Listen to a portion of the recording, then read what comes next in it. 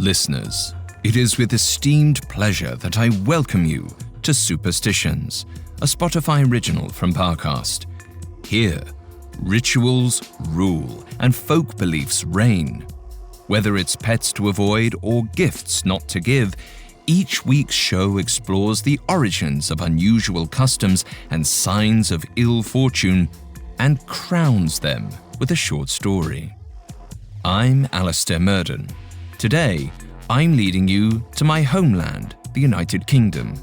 While we Brits are a superstitious bunch, one group of believers lords over us all, the royal family. While we've covered a few royal superstitions before, today we'll look at the superstitions near and dear to Her Majesty the Queen. As it turns out, even the most powerful leaders aren't immune to bad luck. Like nearly everything in the British monarchy, its superstitions have been handed down through history. One long-standing belief is that if something goes awry during a monarch's coronation, it bodes bad luck. How bad? At his coronation, King George II forgot his chalice and thus faced a Stuart rebellion. King George III lost his sword and later the American colonies. King George IV's crown fell and he let Catholics into Parliament. The horror. King James II didn't take Holy Communion and was dethroned in the Glorious Revolution. King Charles I fared even worse. During his coronation, the royal scepter broke. And in 1649, Charles was deposed and beheaded. Modern royals are a little less likely to face such an end. They have more in common with Instagram influencers than politicians, but that doesn't mean they aren't in danger of losing everything. You can find episodes of Superstitions and all other Spotify originals from Parcast for free on Spotify.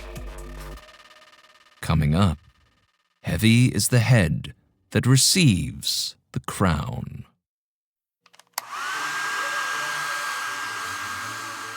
There was no valid reason for Alix's middle-aged uncle to attend her 5 a.m. hair appointment, and yet, here Uncle Henry was, sipping Earl Grey in full royal regalia. Alix tried to avoid looking at him. The tomato red of his uniform was too much for her eyes this early in the morning. Unfortunately, she couldn't avert her ears. And don't forget to count your steps as you exit the abbey. You won't be able to look down in a 5-pound crown. He'd been walking her through the coronation ceremony step by step for nearly an hour. She wasn't even crowned yet, but that didn't stop him from backseat reigning. He'd said, God-given duty at least 6 times, and customary so often she lost count. All Alix wanted was a few quiet moments to emotionally steel herself. She knew she should be excited, but her stomach was hollow with nerves. Today, she'd be crowned Queen Alexandrina Victoria II. It still didn't feel real, even though she'd been on the throne for 3 months now, carrying out official duties while mourning her father. He should have lived decades longer, but died of a heart attack before he turned 50. Stress. Now the stress was Alix's burden to bear. She shifted in her chair, feeling a pistol holstered to her lower back. She took it everywhere.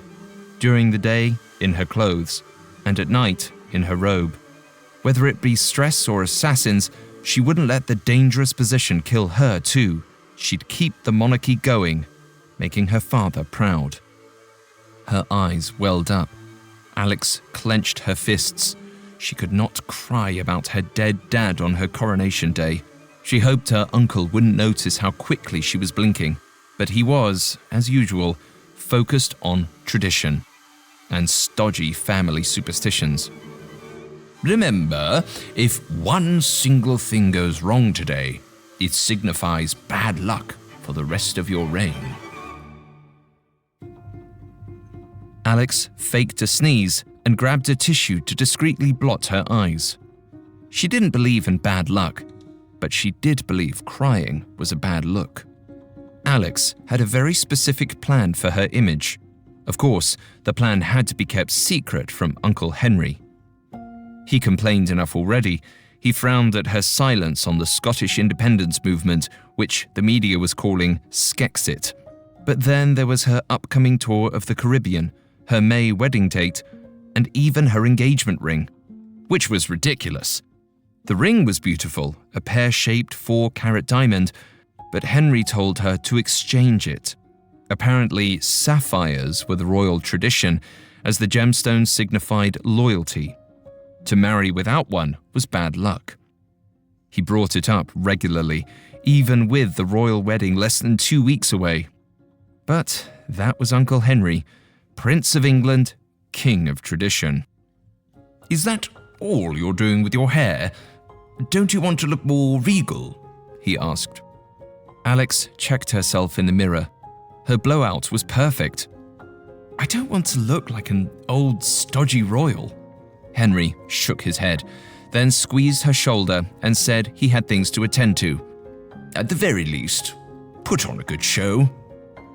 Little did Henry know, Alix had quite the show planned.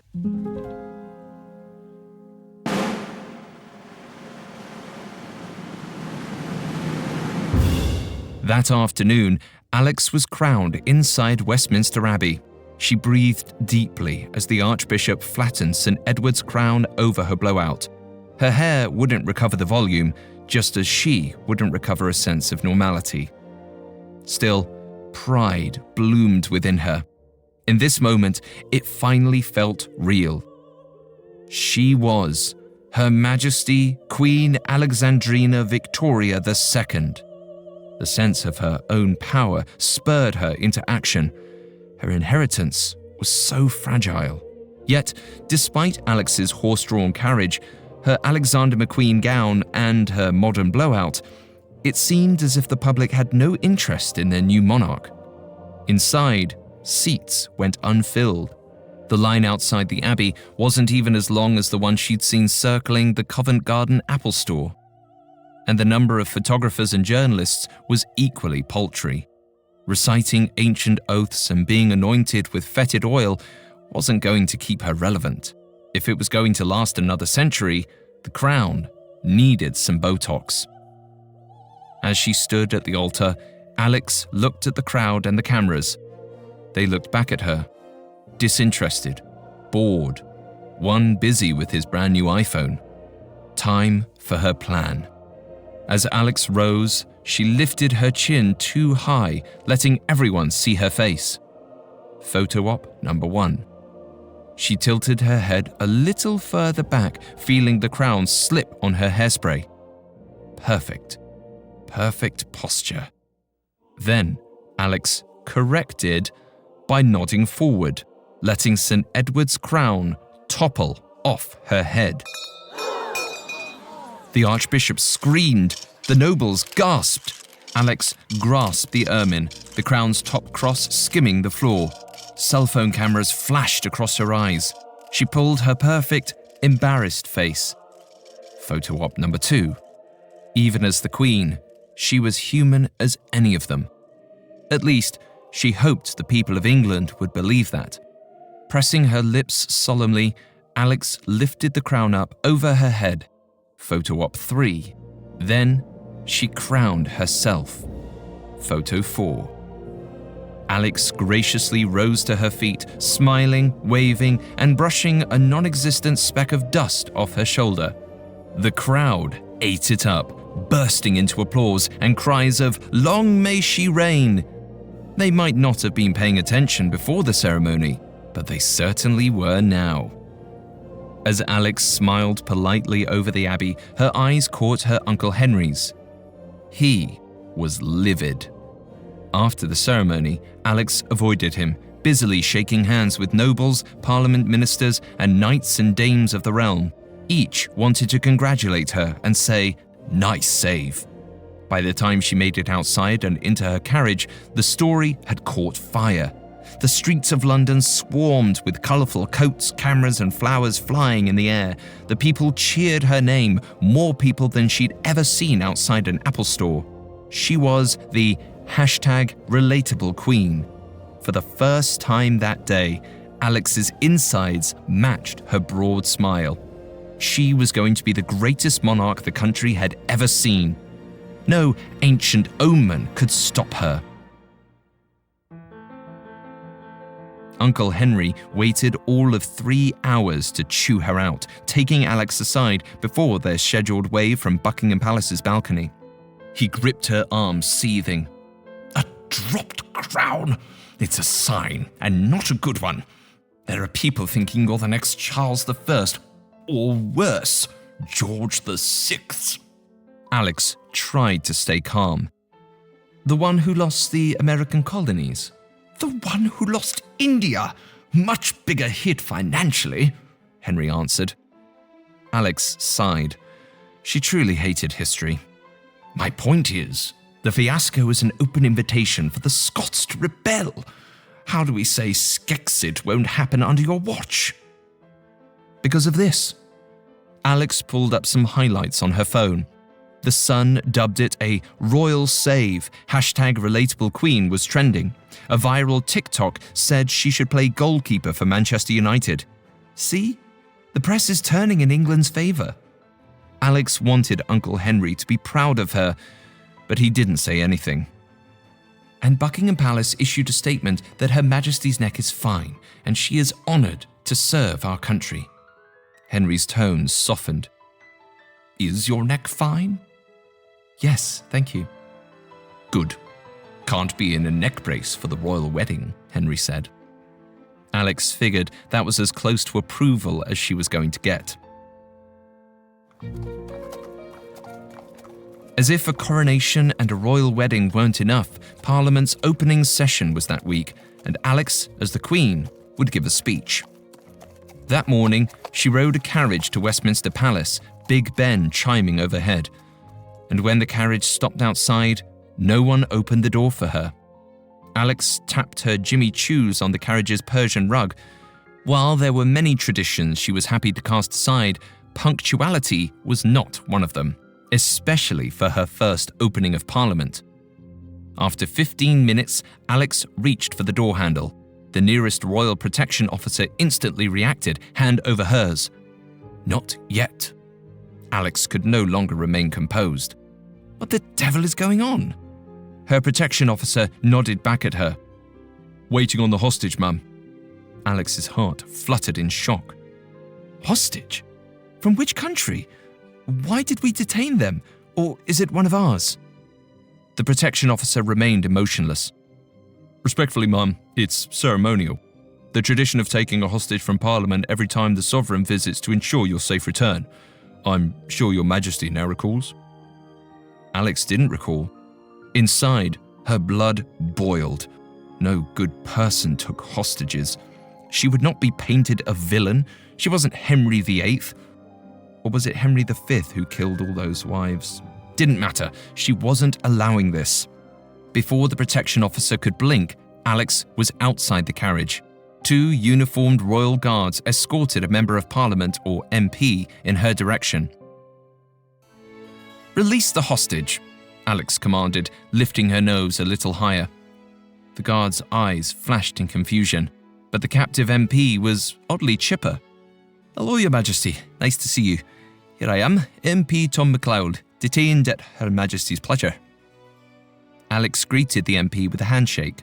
"A pleasure to be acquainted, Mr. MacLeod. However, it is not Her Majesty's pleasure to detain you. As I said, by the order of Her Majesty, Queen Alexandrina Victoria II, release the prisoner." Her protection officers stepped away. MP MacLeod spoke again. "Respectfully, ma'am, it's no trouble to be held captive. I know I won't be harmed."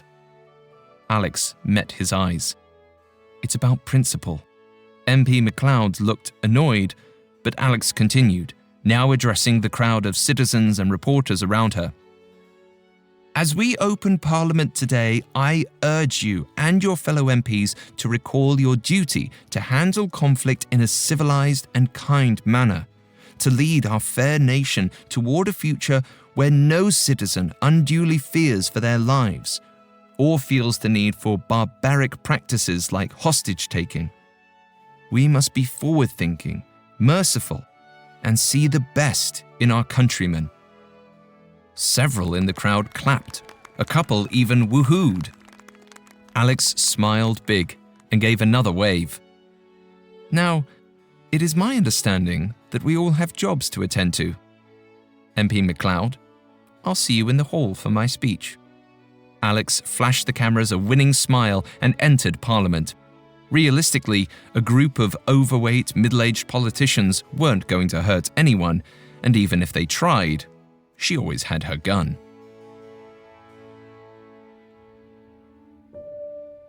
In terms of optics, foregoing tradition and releasing the hostage couldn't have been a bigger victory. At dinner that evening, Alix pulled more headlines to show Uncle Henry. Hostage? Who says? Her Majesty's refusal to host is toast of town. Queen takes take no prisoners literally. Free at last. Uncle Henry shook his head. Then he requested a local ale to combat the steam shooting out of his ears. He didn't say anything to Alix for a long minute, scrolling on his phone. Finally, "Here's a headline for you. Plump MP peeved posh prison promise revoked." Anyone would be sad to lose a day of drinking tea and watching the Great British Bake Off. Alix tried her camera smile on Henry, but he saw right through it, ranting away. "The MP you freed is the head of the Scottish Independence Party. He's drumming up massive press for Skexit. In favour of Skexit, might I add. They're quite literally breaking the country in half. One could drive down the road and leave the United Kingdom. No, we wouldn't even be the United Kingdom. We'd just be a kingdom." Alix tried to reason with him. "We'd still have Wales, Northern Ireland. Not for long, mind you. Not for long. If you take one piece of advice from me, always have a bargaining chip. The entire point of the hostage is to prove your power. Don't let the next one go so easily." They ate in silence for a few minutes before he started up on Edward I, her ancient ancestor who conquered Scotland. Alix picked at her salmon, fighting shame. She knew she'd done right. Right? Henry's opinion was wrong. She was the queen. Skexit would fade to the back of everyone's mind when they saw her in her wedding dress. She was sure of it. She just had to get through the next 36 hours. Alix was asleep before her head hit the pillow. She was shocked to wake up before sunrise. Shock morphed into horror as she saw 5 masked men looming over her bed, brandishing swords. "Up and at 'em, Queenie. Grab a jacket. You're being taken hostage." Alix screamed. Where in hell were her protection officers? One of the masked men poked her bed with his sword, splitting open a pillow. Thousands of dollars of goose down puffed around Alix as the men urged her out of the bed. Her brain did somersaults as she picked her robe up off the floor and put it on. She tried to yell her officers' names, but couldn't recall who'd been on duty. Part of the new crop. They should have shot the intruders on sight. How did the swordsman get in? Who even carries swords? The House of Lords, that's who. As Alix realized this was probably some absurd ritual began by a bored, drunk tyrant back in 1392, her head went fuzzy. Someone was... knockout gas.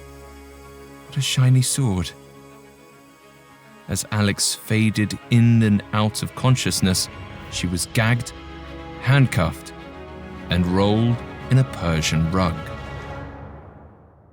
Up next, Alix faces a much deadlier hostage situation. They're role models, nurturers, and to many, the ultimate best friend. But what happens when Mommy Dearest has a dark side, one that's more criminal than caring? Find out in the Spotify original from Parcast, Malicious Moms.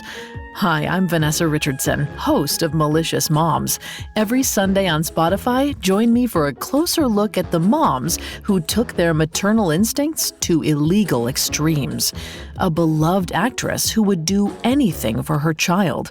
A jilted ex who used her kids to take deadly revenge. Plus, a wife, a mistress, and an altercation with an axe you have to hear to believe. In this Parcast collection, learn the dire lengths some women went to help their children and how others used motherhood to carry out their misdeeds. Sometimes true crime can be a real mother. Follow Malicious Moms free and only on Spotify. Now, back to the story. A boom pulled Alix into lucidity. What was that? Where was she? It came back to her in spurts. Swords, knockout gas, some antiquated royal hazing ritual. But that didn't explain the screaming or the next explosion. She screamed, jerking and finding herself confined by an itchy rug. Alix wriggled, trying to get loose and popping her head out the end. She was in a car, speeding fast. Out the window, a city at night. London? She searched for a landmark, the London Eye, the Tower Bridge, Harrods, and saw Big Ben. It was on fire. Smoke flooded the clock face. Another explosion rang out. They'd blown up Parliament. This was no ceremony. This was a coup. Alix cried out, shocked and angry, but before she could move, something hit the back of her head and knocked her out completely. Alix came to in some kind of wood. It was still dark outside, and she was handcuffed to a tree. She was still in her silk pajamas and robe, with La Mer night cream all over her face. Whoever took her left her engagement ring on, clearly unconcerned with robbery. Still, fear sunk in. Someone had bombed her capital. It was something from history books, not real life. Had anyone still been in the building? How could that happen? Uncle Henry would blame this all on the crown falling during the coronation, but a coup would have been plotted for months, long before the coronation. None of this could be her fault. She was doing her best, even if her best was crying uncontrollably. But if she could get out of here, get the situation under control, and continue with the wedding, it'd show the world the United Kingdom would not be toppled. Prove the unshakable power of the throne, and give the people something good to focus on. Galvanized, she wriggled against the tree, trying to squeeze out of the rope. As she did, she felt something bulky in her robe pocket. Her pistol. But two masked figures approached her, one menacing her with a 4-foot sword. She tried to note any defining characteristics. 6.5 feet tall, brawny, didn't speak. Seeing her stare, Alix's captor swung the sword, chopping a branch off a nearby tree. The sharp weapon cut clean. A threat. Alix needed to buy time, give her protection officers and MI6 the chance to save her. She croaked through a dry mouth. "Where'd you get the sword?" "His Majesty's armory, of course." Alix's correction was automatic. "Her Majesty's armory." "Not anymore."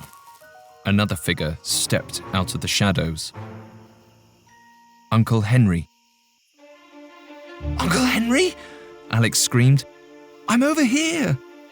"Stay where you are, Alix." Henry hadn't called her by her first name since her father died. He must be terrified. "Uncle Henry, what's going on? Who are these men?" she rasped. He surveyed the woods, ignoring her question. "You never listen. It's so frustrating. I've been trying to tell you for months." As Henry came closer, Alix noticed he'd managed to take one of her attacker's swords. He brandished it in front of him. "The monarchy is bigger than you. Sacrifice is required to maintain it." Why did that matter when she was tied to a tree? Alix thought. "Cut me loose. I can help you fight. I have—" Henry stopped her. "The fighting is over. All I need is your signature." "Signature?" Henry nodded. "Sign the abdication papers now, and I'll let you live. You'll be transferred to a rehab center in St. Lucia. Top-quality care for those who suffer from oxycodone addiction. Like yourself." "I've never—" Alix's tongue turned wooden. Her stomach felt sick. Henry hadn't come to save her. He'd come to coup her. "You blew up Big Ben." Henry gave her a sly glance. "Actually, Scottish reactionaries blew up Big Ben. They believe you refused to take MP MacLeod hostage because he was Scottish. But don't fret. You have the chance to acknowledge the impact of spurning tradition. Naturally, you'll be checked into rehab before dawn." Alix knew every word was a lie. "I won't sign the papers," she said. "Then your story will end differently. Realizing the grave national devastation your naivete has caused, you'll steal a sword from the royal treasury, sneak out to the woods, and cut." Henry waved the sword along his forearm to illustrate his point. Alix wriggled her fingers around the handcuffs behind her back, pushing her engagement ring against the lock mechanism. She kept talking, buying time. "I'd die for my country before I surrendered it. I am the Queen." Henry smirked. "A queen who can't even keep the crown on her head. No better than a little girl at a fancy dress party. Sure, the people bowed, but not to you. They bowed to the institution, the history you represent.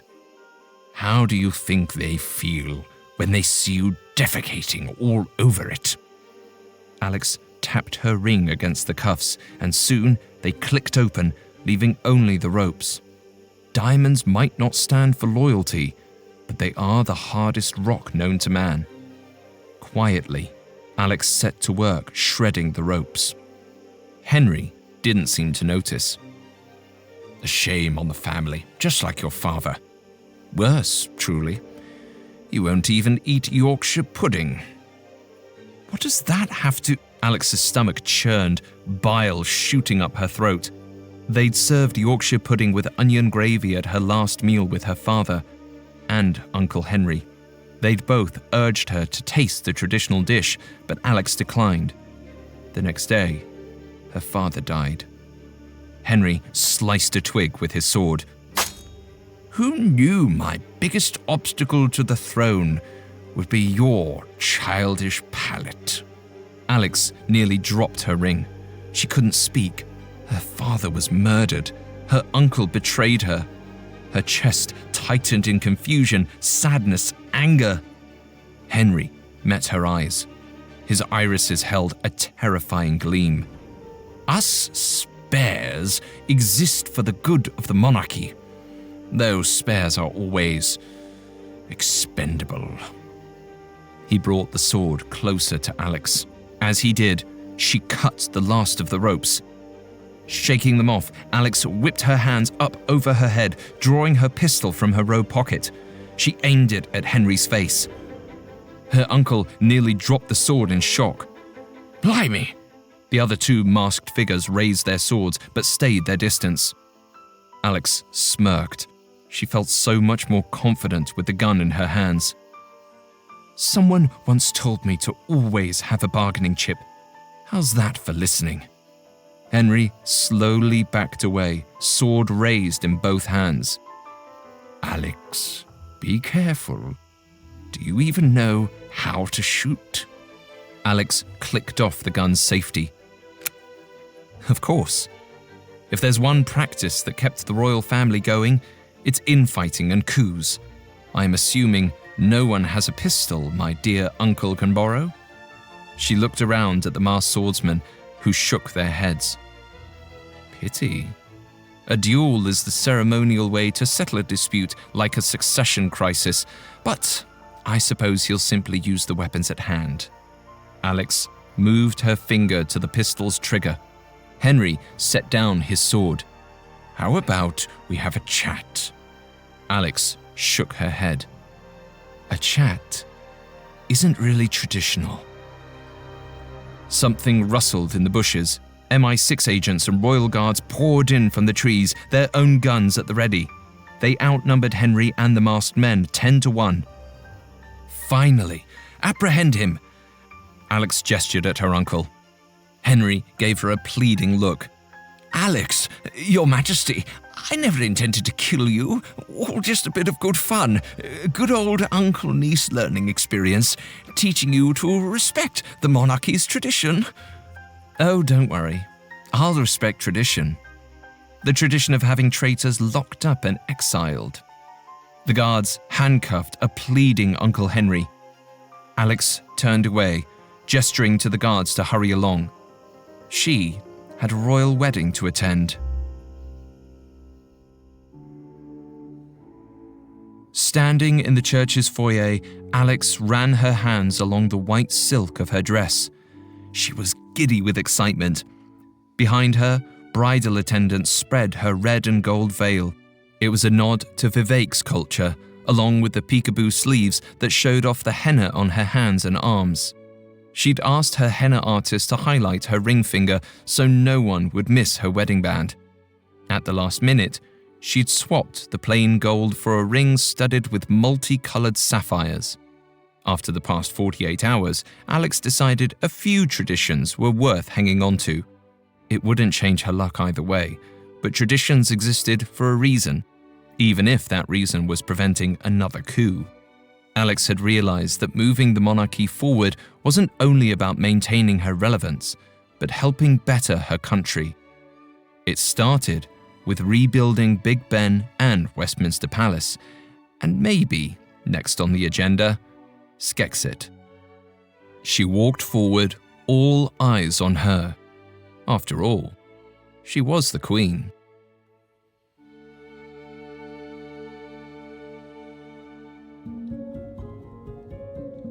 Royal weddings are steeped in as much ritual and ceremony as coronations. Much of that harkens back to Queen Victoria, who married her children and grandchildren into nearly every royal house in Europe. First, she believed a bride should wear a sapphire ring because it symbolizes loyalty. It might also be a variation on the bridal rhyme, something old, something new, something borrowed, and something blue. The Queen also firmly believed in another rhyme, marry in May, rue the day.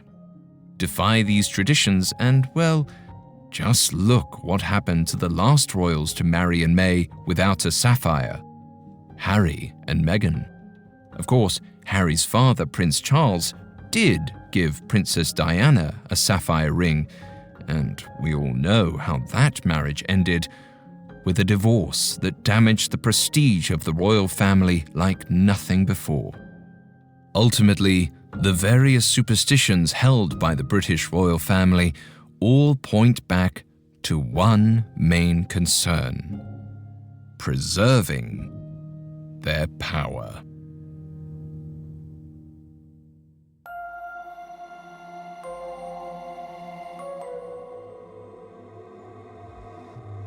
Thanks again for listening to Superstitions. You can find more episodes of Superstitions and all other Spotify originals from Parcast for free on Spotify. We'll be back next week with a new episode. Until next time, be wary of the things you cannot explain. Superstitions is a Spotify original from Parcast. It is executive produced by Max Cutler, sound designed by Alex Button, with production assistance by Ron Shapiro, Trent Williamson, Carly Madden, and Travis Clark. This episode of Superstitions was written by Maggie Meyer, with writing assistance by Stacey Nemec and Greg Castro, fact-checking by Anya Bailey, and research by Brian Petrus. I'm Alistair Murden.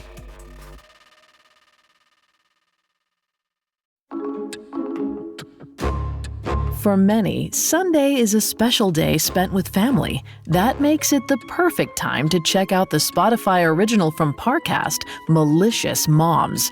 Hi, I'm Vanessa Richardson. Every Sunday in this Parcast collection, join me for an intimate look at the matriarchs who were far more criminal than caring. Warning, this isn't your mother's podcast. Follow Malicious Moms free and only on Spotify.